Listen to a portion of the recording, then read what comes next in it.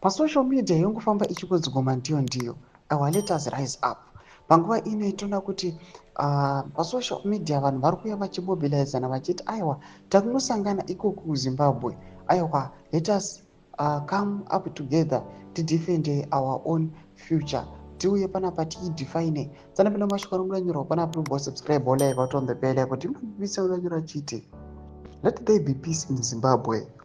As BBC Zimbabwe, we encourage those who are going to exercise their constitutional right to demonstrate in petition tomorrow, to do so in a peaceful manner, also with a hope that Zimbabweans will reach to an agreement to find solution to every problem that they are facing.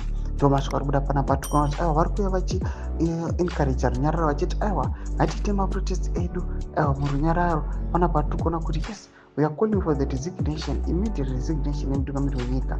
Vachita aiwa zvanyanyisa corruption yakuitwa munyika. Panguva ino aiwa yaserisa anoda kuti tarirai mashopu ovhara, tarirai mahealth sectors, education, kwese zvinyazozikanwa kuti zvinhu angori manyama amire nerongo. Vachachita aiwa chimborowe pasi timbosangana neimwe leadership. Kana achinge vafeila futi tinoda tovabvisa again kusvika tasvika kwatoda kusvika. Mashoko atiri kuona kuti aiwa as macause for the resignation emutungamiri wenyika yeZimbabwe ari kurise up.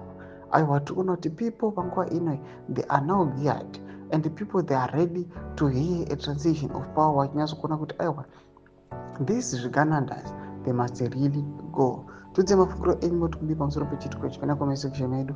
Tudze mafunguro enyu, musasubscribe or like, turn on the bell icon.